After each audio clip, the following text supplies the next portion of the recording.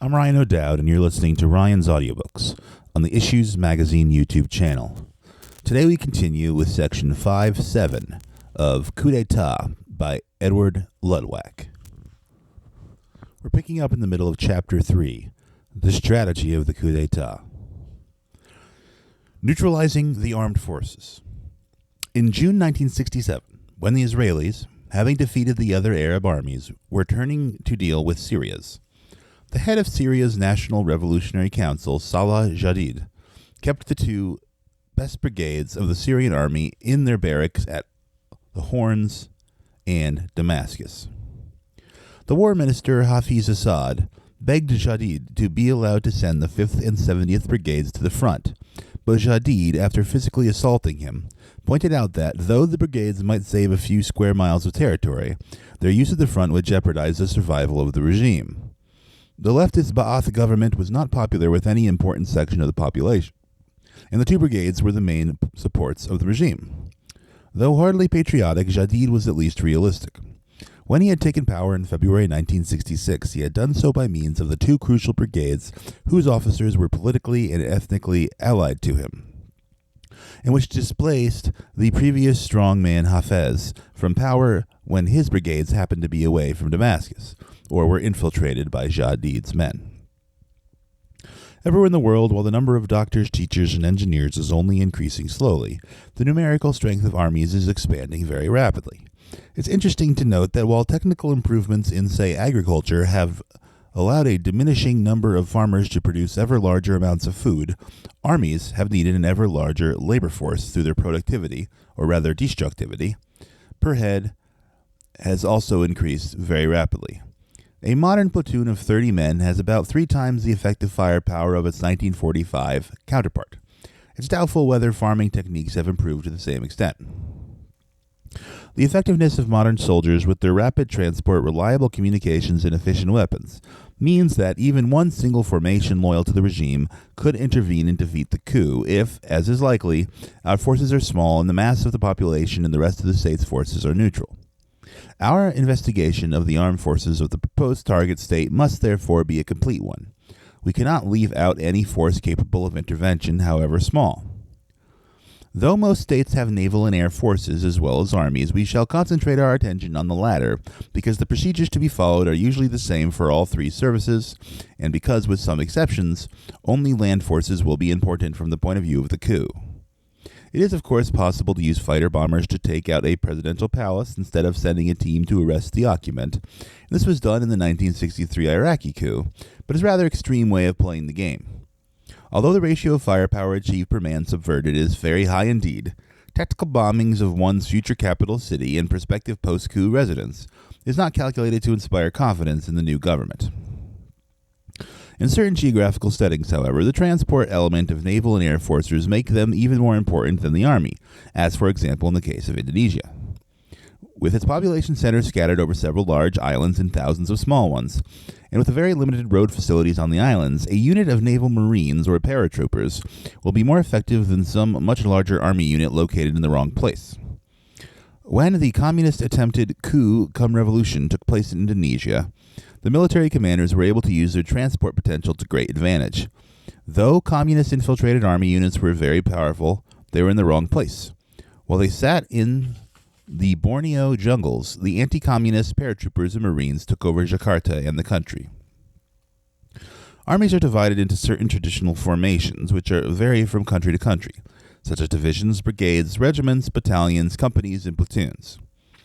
Beyond this theoretical structure, however, the focus of decision-making in the real organizational framework is usually concentrated at 1 or 2 particular levels.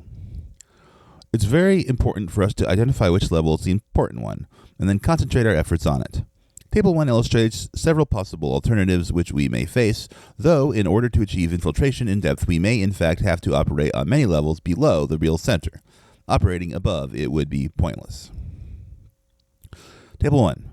Formal structures and real chains of command.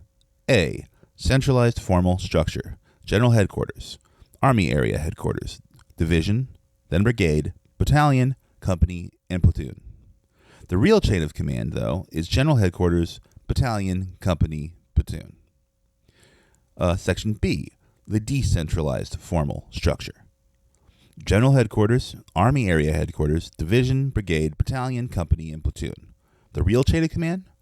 General Headquarters, Army Area Headquarters, Division, Brigade, then Company, and Platoon. C. Modern NATO-style structure. Formal structure. General Headquarters, Army Area Headquarters, Division, Brigade, Battalion, Company, Platoon. The real chain of command, General Headquarters, Army Area Headquarters, then Brigade, then Company, then Platoon.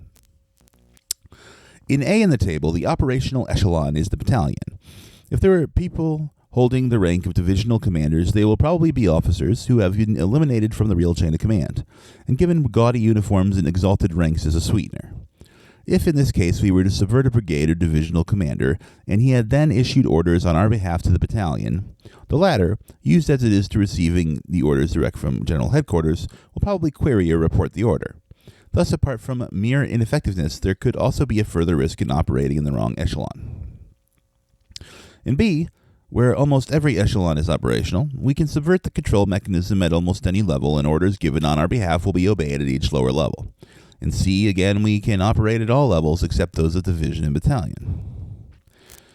Though it may seem that the location of the main focus of control and communications is an arbitrary one, in reality it depends on very firm psychological and technical factors. Unless the standard of training and motivation is high enough, men have to be welded into great uniform blocks under the firm control of their superiors, because they have neither the discipline nor the capability to fight as individuals. Even highly motivated soldiers cannot be allowed to operate far from the concentration of troops unless they are linked by an efficient system of communications, which enables them to receive new orders and to report on the situations. In general, the easier the terrain, the lower the degree of discipline and efficiency.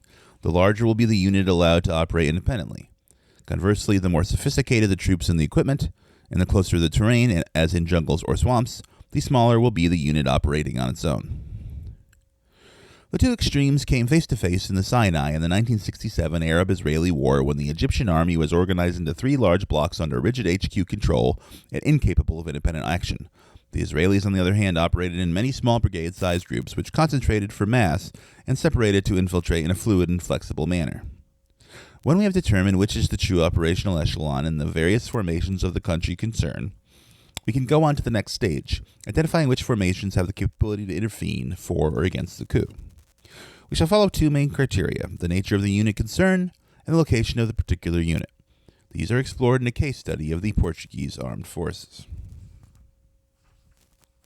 The Portuguese armed forces, situation 1967. The present regime in Portugal can fairly be described as a partnership between the landowning classes, the newly emergent industrial and business interests, and the bureaucratic middle class. This staffs the civil service and the officer level of the armed forces.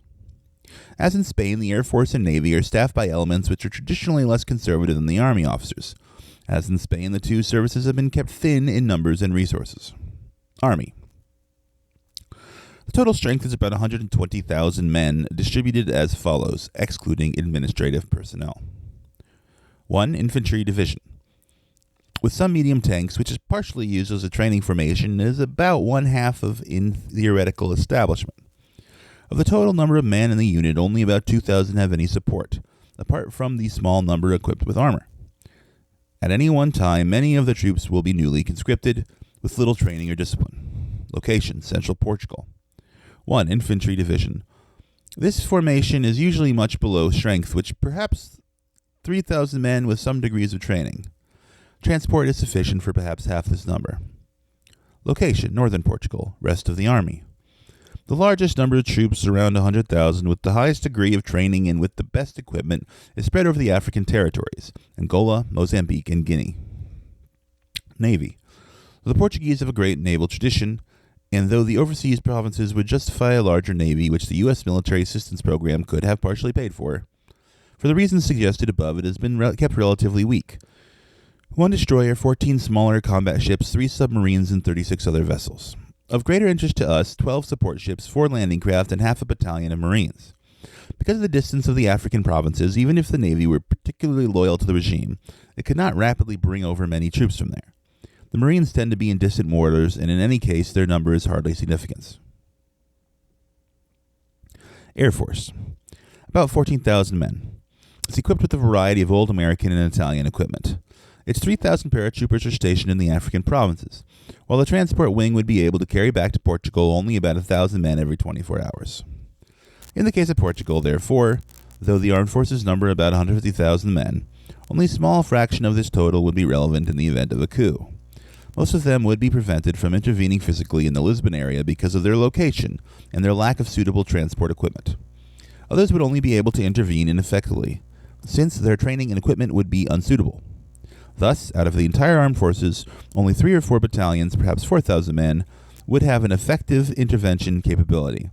The small size of this force reduces the possibility of the coup being defeated, but it also limits our potential area of recruitment.